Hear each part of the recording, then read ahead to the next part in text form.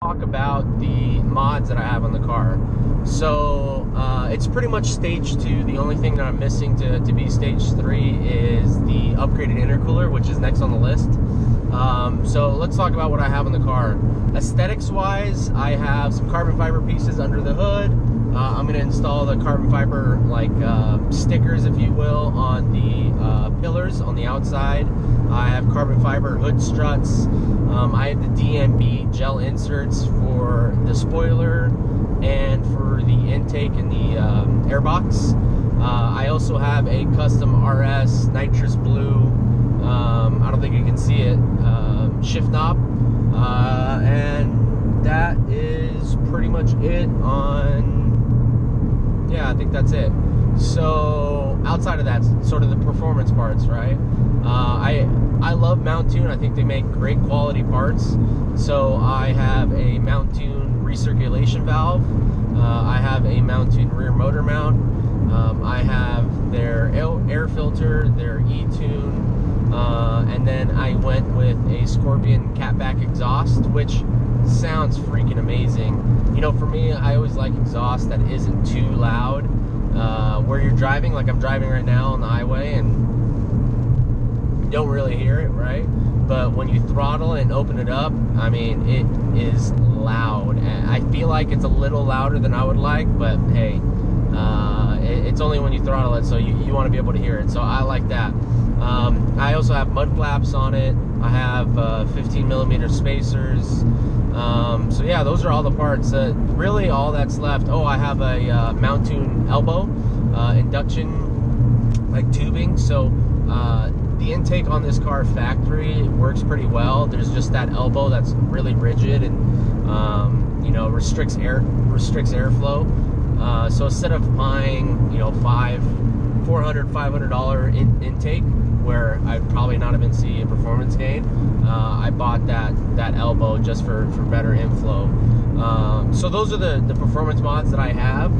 The next thing on my list for performance parts is front mount. That's it. I am considering doing like a wastegate actuator, spark plugs, all that. I actually already have those parts. I have not decided if that's the route I'm going to go with yet, but I do have those parts in my garage as we speak, so we'll see how that works out. But yeah, intercooler, a new intercooler, Mountune 100%. I know the ETS is a little bit cheaper, but I'd rather spend the extra money and get a good quality part. And not to say ETS isn't a good quality part, but I just prefer Mountune. So that's next on the agenda. And then the final thing is new wheels. So I have the forged 19-inch forged wheels, and they look great. I love them. The only thing I don't like about them is they're narrow. I don't like narrow tires. They're like 8.5. It's not that narrow, but I like, you know, 9.5 wheels on this car, or looks in general. And they weigh like 25 pounds, something like that, 26 pounds. So they're pretty heavy. So I am looking at getting other wheels. That's not something that's critical by any means. I'll probably do the intake or the intercooler upgrade first, but you never know. Like I imagine I'm gonna wait until Black Friday and see if there's see some specials and go from there. But those are the performance parts I have in the car. Obviously I have the tune. I have not dyno tuned it yet, but just per research and all the parts that I have with the tune, I should be pushing 330, 340 wheel horsepower, so probably around 400 horsepower on the car, and it is awesome. You know, out of all the upgrades that I've done, leaps and bounds, the best thing to do and most cost-effective thing to do is tune your car. I mean, it absolutely opens this car up incredibly. You see huge performance gains, way more torque.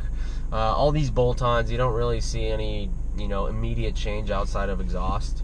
But I think the tune is a great way to go. There's plenty of tune shops out there.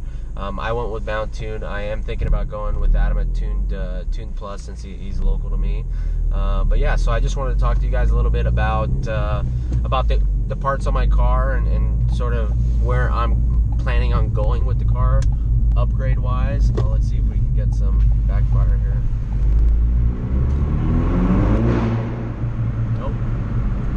backfire on that one. But yeah, I appreciate it. I hope everybody's having a good time. Thanks for looking at the video, and more to come.